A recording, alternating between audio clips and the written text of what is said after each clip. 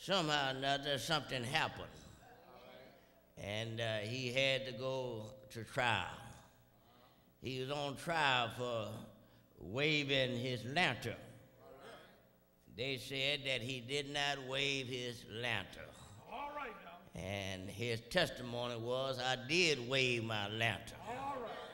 He said when he got on the stand and they asked him a question, did you have your lantern? And he said, yes, I had my lantern. Well, did you wave it?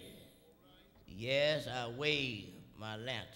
He said, but the one thing one question I'm glad they didn't ask me.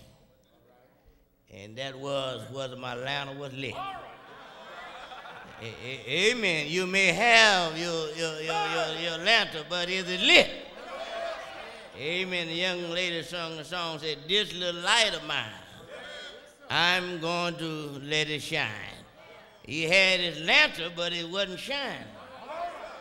Amen. Amen. So they had him on trial. Do you not know you're going to be on trial on God's court? Amen. Whether or not you may be saying, Lord, I had my lantern, I was waving it, but is it lit? Does anyone else see your lantern? Amen. Do your light? Amen. Amen. Now, God bless me. I want to say a few words. It may be a little unpopular. I'm going to read one verse from the Old Testament and one verse from the New Testament. Malachi, the 3rd chapter, and the 6th verse. I am God, for I am the Lord, I change not. Therefore you sons of Jacob are not consumed. All right. For I am the Lord, I change not. And in Hebrews, the 13th chapter, and just one verse, the 8th verse, it says this: Jesus Christ, the same yesterday and today and forever. I want to talk about the unchanging God in a changing world. Amen. How many of you know that this world is changing? Every day. But I thank God that we have a God that never changed. And he is the God, which means he's the only one. He's unchangeable in all of his ways. He is God. He is God, and he is God all along. And he is the creator. He is the creator of the universe. I remember when I was in the armed forces and I was going from Chicago to Fort Lewis, Washington. They were going to send me to Alaska. And while I was on that train, they stopped in Los Angeles, and I stayed there for about 3 or 4 hours. And then I boarded another train and went on to Fort Lewis, Washington. But when we got to Oakland, there were some more passengers who got on the train. And after they had boarded the train, we started continuing on our journey. And riding through the Cascades Mountains, I decided that I would go back in the visit dome of the train where the top was glass, so I could look out and see the stars, the sky, and the moon, and look and see the mountains and the valleys. And while I was sitting there, a young white fellow came and said to me, he said, do you mind if I sit beside you? That was during the time of segregation. I said, well, it's all right. And as he sat there, he told me, he said, my name. He told me what his name was, and I forget it, and I should have remembered that. He said, I am a scientist, and I teach at the University of Oregon. And he knew who I was, a young soldier. And while we was riding, he asked me a question. He said, what do you think about integration in the South?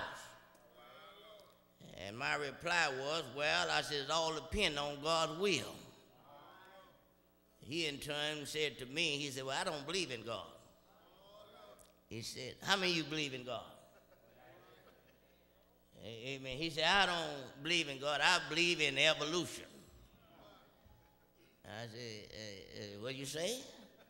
He said, I believe in evolution. I said, oh, you're a self-existent. The cause of your existence lies within yourself. In other words, you just evolved from nothing to something. I said, the next thing about you, you don't ever have to die. You don't have to get sick because you're self-existent. I said, you don't need an alarm clock to wake you up in the morning. After staying up late at night, you don't need an alarm clock. Amen. After staying up late at night. The reason why, because you're self-existent. I'm talking to a scientist now. I said, the reason why is because you are self-existent. All you have to do is say, self, wake up. I said, then next thing, you don't have to spend restless night tossed and to and fro trying to go to sleep. How many of y'all do that? I know a whole lot of y'all think about your problem and everything, can't go to sleep at night. Some of you take sleeping pills. Amen, to put you to sleep. And I tell you, you don't have to spend restless nights. You can just say, self, go to sleep because you're self-existent. I said, but I believe behind every creature there is a creator. And God is the creator of the universe. And I said, and I believe behind every design there is a designer. And I believe behind every effect there is a cause. And I said, look at the stars twinkling in the sky. Look how beautiful the sky is. I said, look at the contours of the mountain. I said, look on the side of the train and see the valleys and the hills. I said, that is a design. And God is the designer of the universe. How many of y'all know that? That you didn't make yourself. God the one who created and made you in his image and after his likeness. God did. You didn't do it yourself. So then, God alone is the creator. He is the creator. But before I go there, after telling him all of that, being a little young soldier, 22 years old, he turned to me and said, he said, you know what? He said, if I was in the army, I would respect you. So what that tell me, he began somehow or another down his heart began to believe. I don't know, he may be still alive. He was older than I, and I'm 78. If he's alive, he's pretty well up there. But I wish I had maintained his name. He might be a great evangelist now. You know, because he said, if I was in the army, I would respect you. So if you let your light shine, amen, before men that they may see, they don't have to always hear.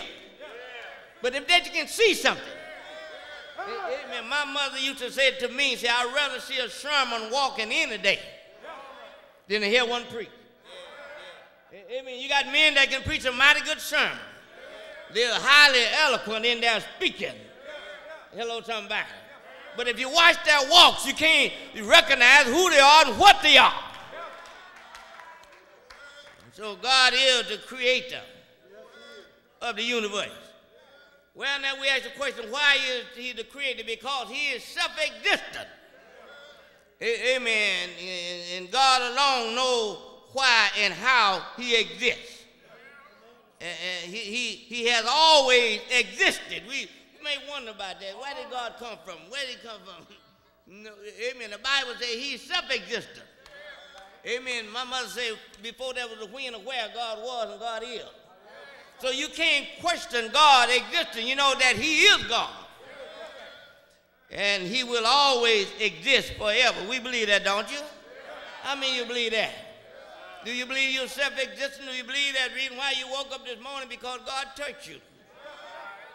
And I like to say with his hand of divine mercy, enabling our eyes to become open.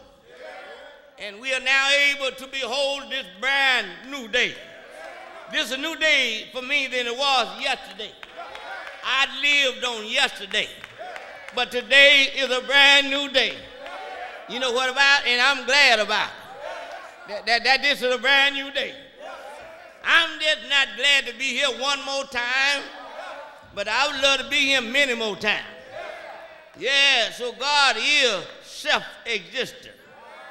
The Bible says, great is the Lord, and he is greatly